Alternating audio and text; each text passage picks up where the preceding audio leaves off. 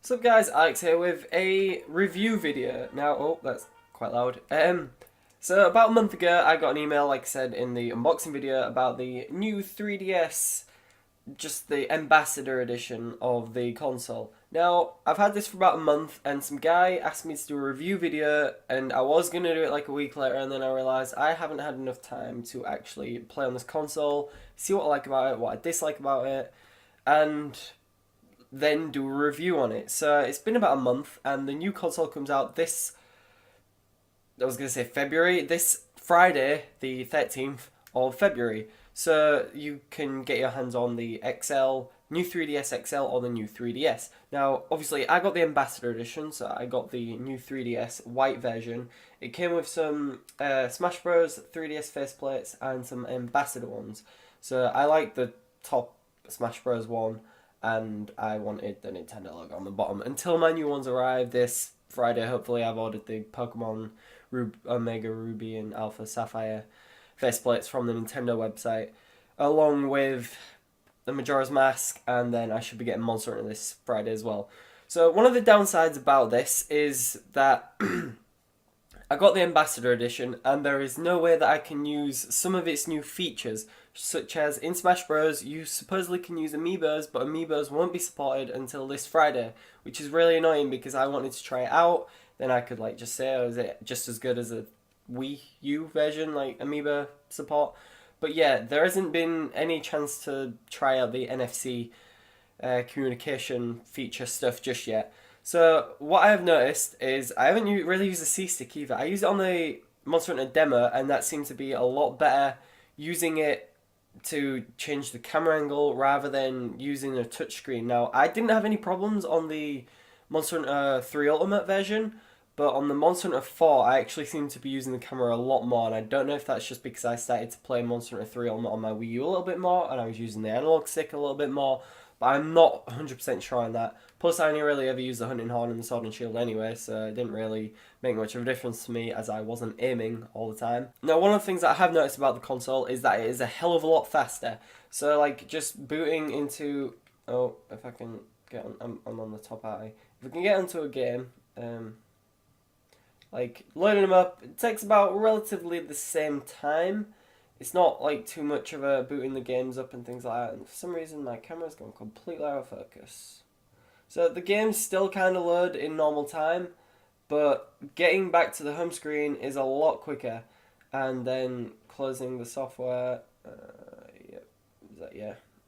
so closing the software and opening software is a lot quicker. Just in general, getting around these, the games loading a little bit quicker is a lot handy. I've heard that graphics on the new Monster Hunter apparently are slightly better than they are on the old 3DS, but also loading times are a lot lower. So if I go into a new area, if someone was using the old 3DS, it would take longer to load into the new area than it would on the new 3DS, which I thought was interesting. And also, Smash Bros is a considerable difference. Back when I first got this, me and my friend put our 3DSs together and loaded up Smash Bros and closed it. Now the old 3DS goes onto a black screen for about 20 seconds, 15 to 20 seconds, whilst the new 3DS just closes down the software and goes onto the home screen and closes down almost it's not instantly, but it's just about a normal game would do on the normal 3DS. So yeah, in this past month I've mainly been playing Pokemon Omega Ruby, but I did play a little bit of the Monster Hunter 4 demo. I didn't really want to play too much of it since it's coming out soon, and I was none of your data transfers across. You don't get anything from the demo by playing it, so I was I'm not going to try and bear myself out on the demo too much, because Monster Hunter 4 is going to be taking up a considerable amount of my time, and I don't want to spend loads more time on the demo, for nothing, essentially. And then I also spent some time on Mario Kart 7, so just to check out the 3D, essentially. So the 3D in this system is really good. It's a hell of a lot better than a normal 3DS.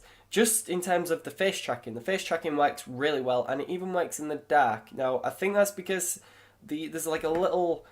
there's another little dot next to the actual camera on the front, and I believe that's infrared, and I think that's the thing that actually tracks your eyes. So yeah, this new 3D, super stable 3D, I believe they're calling it, tracks your eyes and, well, your face, and sees where your eyes are, and wherever you are looking, it will follow them. So you can slightly tilt it left and right. It's actually quite a big thing that you can tilt it, and up and down a little bit, but not as much as you can left and right. And it's a lot more stable, and it actually makes it pretty viable using it. Because on the old one, I tried playing Ocarina of Time in 3D quite a lot, and it was just you'd move a little bit and it'd go off, and it really messes with your eyes and makes you feel a bit sick sometimes, and gives you headaches a lot more often than it would if it was working properly. So yeah, I managed to play quite a lot of the Monster Hunter 4 demo in 3D, and also a couple of tracks on Mario Kart 7 before I got bent out on that game, because that game bores me now. But yeah, that's pretty much it on the 3D. It's a lot better than the 3DS 3D.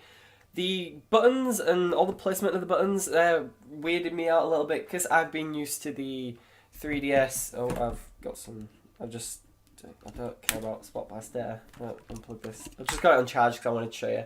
So yeah, like some of the buttons and stuff on the old 3DS XL, the volume is... No, that's not the volume, that's the wireless. The volume is on the side here, and the 3D is up here like normal, like on the new 3DS. But like some of the buttons are in different places, so the home button is still in the same place, but the select and start button are like down here, and whereas on the new 3DS, the volume is up here, like on the top screen, which really, I had no idea where the volume button was at first. And then the start and select button are just down here, and then you just have the one home button, and it's a proper button in the middle. And then with the stylus at the bottom, the stylus irritates me with it being at the bottom. I would rather it be at the top or on the side, but I don't know why they changed that, because on the side's a lot easier, but I assume it's maybe because it irritates some people, and it makes it a lot harder for the interchangeable faceplates, I guess. The only other annoying thing was when I was setting this console up, the SD card stuff was really annoying, having to go out and buy myself like a bigger SD card straight away. 4GB is nowhere near enough if you are upgrading from a old 3DS. I had like literally 2 games downloaded onto my old one, which was a 16GB one. And then obviously going onto it gives you a 4GB micro SD, I had to buy a 32GB micro SD card and micro SD card reader so that I could actually transfer my data across, essentially, because I would have been able to get none of it, which was really annoying. But I guess it was only about £13 for a 32GB SD card, micro SD card, so it wasn't too bad.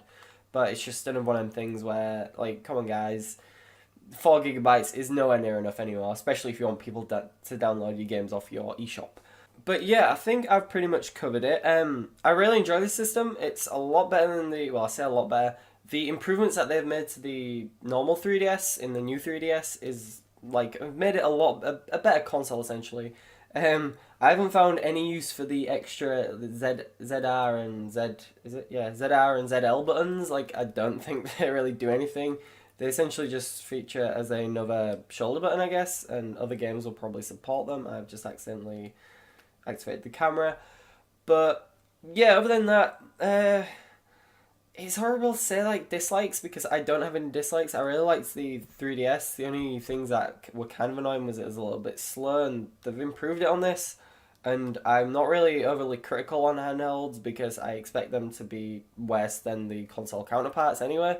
So the only dislikes I've really got are that, I guess, because I got the Ambassador Edition, I didn't have the chance to use any of the new console's features other than the 3D and really this kind of like the C-stick in Monster Hunter.